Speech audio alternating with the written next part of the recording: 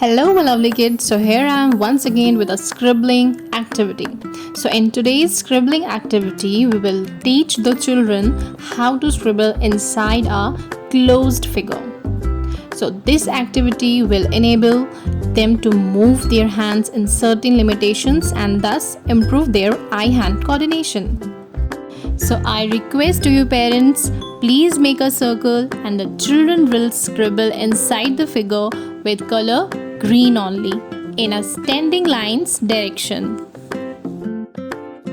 Now we have taken a paper with a big circle drawn on it and a crayon green in color. So today we will scribble with color green.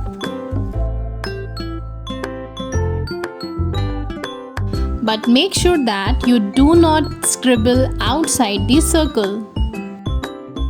So keep practicing my lovely kids. So see you soon in my next video.